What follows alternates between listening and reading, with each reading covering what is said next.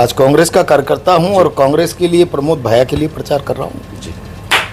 नमस्कार दोस्तों, मैं विक्रम अभी 12 जिले की अंता विधानसभा सीट जहां उपचुनाव है वहां पर मौजूद हैं और साथ हमारे प्रहलाद जी गुंजल हैं जो अब 2 दिवसीय दौरे पर विधानसभा उपचुनाव में आए हैं, मतदान की अपील करने आए हैं, अपनी पार्टी का प्रचार प्रसार करने आए हैं। तो सबसे पहले तो स्वागत है प्रहलाद जी। धन्यवाद आपका। एक शुरुआत कर लेते हैं क्योंकि समय का अभाव है आपके पास। अभी तक आपने 2-3 गांवों में दौरे किए हैं और आगे भी आपके कई कार्यक्रम हैं। किस तरीके से लग रहा है, क्योंकि एक तरफ सरकार है तो क्या सत्ता का प्रभाव भी यहाँ रहेगा? चुनाव किस तरीके से? सत्ता का कोई प्रभाव नहीं है। 2 साल के शासन की कामकाज की उदासीनता से जनता में गहरा आक्रोश है जी।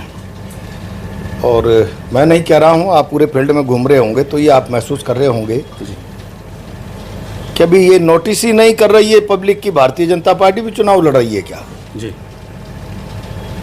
अभी तक भारतीय जनता पार्टी का कहीं प्रचार प्रसार और हल्ला गुल्ला न तो दिख रहा है, न जनता स्वीकार करने के लिए तैयार है। इसलिए बहुत स्पष्ट है कि इस चुनाव में कांग्रेस जीतने वाली है। अच्छा, एक सवाल और था कि अभी 3-4 दिन पहले की बात है और आपने सोशल मीडिया पे फिर उसका डाला भी था कि एक निर्दलीय जो प्रत्याशी हैं उनकी सभा में और फोटो आपकी लगाई गई थी। कोई सभा में नहीं, वो जन क्रांति यात्रा उसने नरेश ने निकाली थी।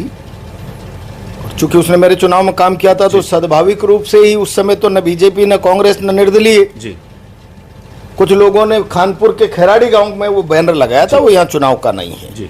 मुझे लगा एकदम, मैं दिल्ली था, किसी ने मेरे पास भेजा कि चुनाव में इसका इस्तेमाल हुआ है तो मेरे को डालना मेरी नैतिक जिम्मेदारी थी। मैं कांग्रेस का कार्यकर्ता हूँ, कांग्रेस के साथ हूँ। बाद में मैंने उसको गहराई से पड़ताल की तो वो 2-3 महीने पुराना था, 2 महीने पुराना। उसका इस चुनाव से कोई लेना देना नहीं था, किसी सिरफिरे आदमी ने उसका इस्तेमाल कर लिया। सर एक सवाल और है, चूँकि आप पहले जब नरेश जी मीणा को जरूरत थी जेल, जब वो चले गए थे एसडीएम थप्पड़ कांड के बाद, तो आपने एक मोर्चा खोल लिया था उनकी रिहाई के लिए।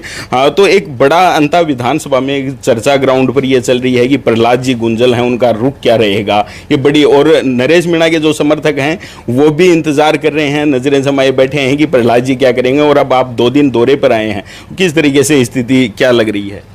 इसमें मेरे रुख पर किसी को नजर गाड़ने की जरूरत कहाँ आ गई है जी। मैं तो आपकी सवाल से सहमत ही नहीं हूँ।